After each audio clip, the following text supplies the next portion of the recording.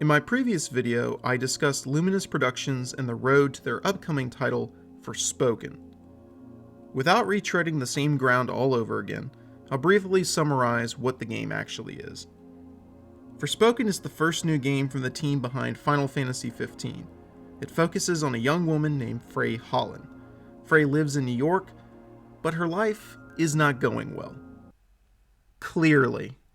One day, she is magically transported to the world of Athia, where she finds herself linked with some kind of enchanted cuff gauntlet named... well, actually, Cuff. Ahem. Okay.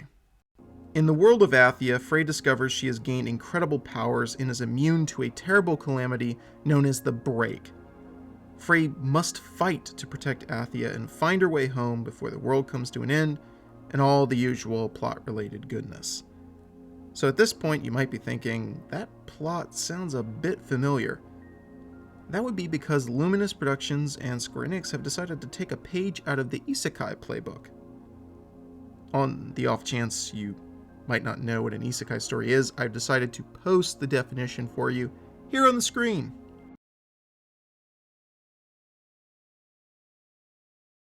Alright, you've had a good look. Anyway, it's difficult to say whether this narrative approach will work out. The setup sounds good enough, let's just hope they don't flake on the pacing or depth of the story. It is strange though, as I expected the momentum to start building up for Forspoken's release as we got closer, but the attitudes out there right now have one thinking this game is facing a bottomless pit of despair. The vibe online surrounding the game has just slowly grown to a largely negative one.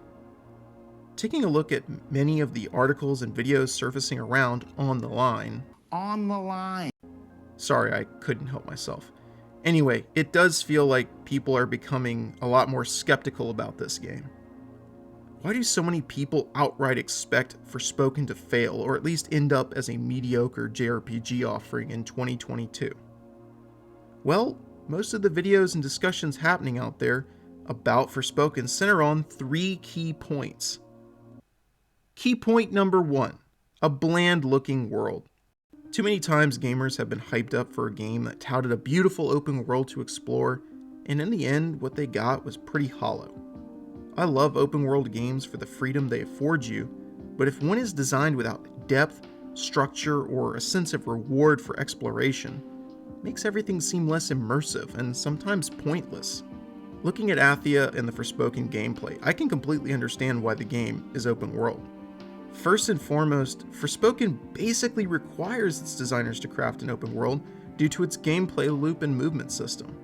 The magic-infused parkour simply wouldn't work in a linear game, because that form of level design couldn't accommodate movement mechanics specifically built to traverse huge gaps of land and different terrain quickly.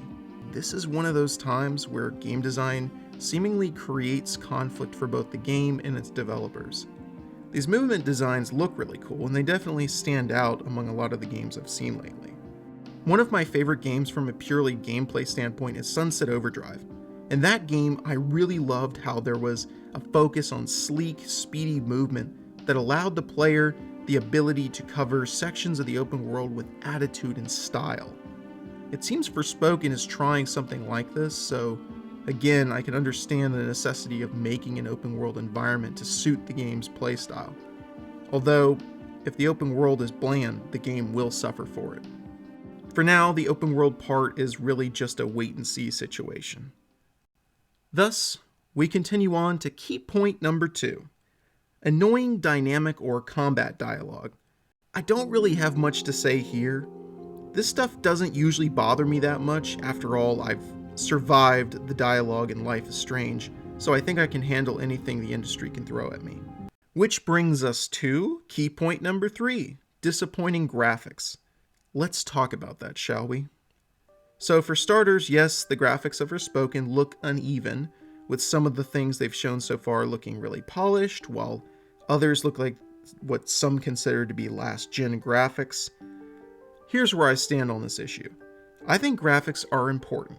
However, in my opinion, the order of importance for games is as follows. First, we have gameplay. Second, we have story. Third, we have overall game design. And fourth, we have graphics. If a game's graphics don't look like the greatest thing ever, it doesn't ruin the experience for me. I really can't stand this new trend of overanalyzing a game's visuals before it even comes out. For all we know, a game could look better or even worse by the time it reaches us. So to dwell on this aspect many months before the game's release, I just think it's superfluous. That's my opinion. Feel free to share yours with me in the comment section below. Now, let's move on, shall we? Square Enix and Luminous have been pretty tight-lipped about the narrative. We really just have a basic setup synopsis to work with. Perhaps the vague details are what people find so concerning, because as a rule, gamers have come to really distrust lack of information on games after having been burned many times before. And all the more painful to us, your elders, because we still have nightmares from 5 times before. Hopefully, Square Enix will start sharing details with people as we enter the new year. I think letting people know that the developers and writing team have really put an emphasis on crafting an engaging story with likable and interesting characters should be the top priority for Luminous and Square at the moment. And seriously, let's be honest. Outside of Final Fantasy XIV and a handful of other titles that Square Enix has put out, they haven't really been pumping out big RPG hits like they used to. I think there is a big responsibility right now on Forspoken to prove that Square still has the chops to produce some of the best storytelling in the video game industry.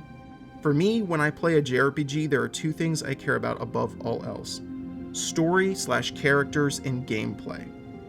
If Forspoken can get those things right, then I'll be happy, but not everyone is so easily satisfied. Now let me touch on the most important part of the game, the gameplay. See, when I first saw Forspoken, I was most interested in the crazy looking magic-based combat and parkour. Usually in the games I play, magic plays a backseat role to sword or gun combat. So seeing a game where it is the sole focus really surprised and delighted me. It's refreshing, and hopefully it will stick the landing on the satisfying end of things when the game launches. But looking at the complaints people have and judging things on the footage we've seen thus far, I don't see why Forspoken's combat would be of any real concern. The magic effects look unchanged and really exciting. The variety of spells and attacks shown off have me really anxious to get my hands on it.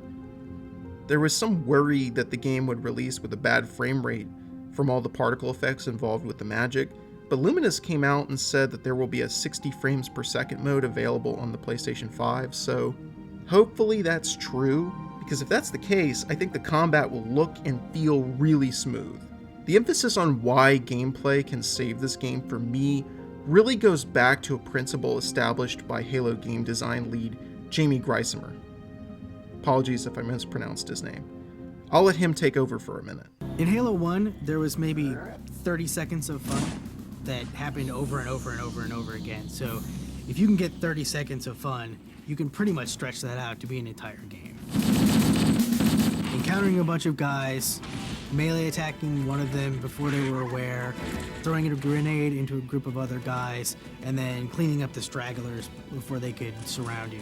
And so you can have all the great graphics and all the different characters and lots of different weapons with amazing effects, but if you don't nail that 30 seconds, you're not going to have a great game. When I see Forspoken gameplay footage, I see that combat. It looks really fun and worth experiencing over and over again. The 30 seconds worth of dashing to evade some enemies, dropping water or lightning spells on enemies, then finishing with a punishing spell attack in rapid succession has me chomping at the bit to get my hands on this gameplay. The footage they've shown off might not be jaw-dropping, but as long as the gameplay stays consistent up till launch, I'll remain hopeful the story can match the ambition and excitement of the gameplay. At the moment, I can't think of anything I've seen so far outside of some modern gaming industry worries that would cause me to feel like this game will be a complete failure. If the story sucks, hey, I'll let you guys know as soon as I play it. If the characters aren't good, I'll probably make a discussion video about it. However, as I've mentioned before, I'm trying to approach this game with cautious optimism. Although it can be hard to stay that way when they announce the game's release date alongside a $70 price tag. I sincerely hope the game has a lot of content in it, and the content therein is good. For both Luminous and Square's sake, they better hope people like what they see in May especially with the price tag. There's no denying that Forspoken has slowly become quite the source of debate. As with anything, execution is key. If the game can execute where it counts, I think it will do well. If it fails to execute, it may end up as one of Square's failed IPs. For all our sakes, let's hope this isn't the case. Alright guys, that's going to be the end of the video. I appreciate you taking time out of your day to watch this, and if you enjoyed it, I ask that you would consider liking and sharing it around so others can see it as well. If you're new to the channel, please consider subscribing and hitting the bell for notifications so you don't miss out on a video as soon as it drops. Thank you guys again. I really appreciate it. Have a great day.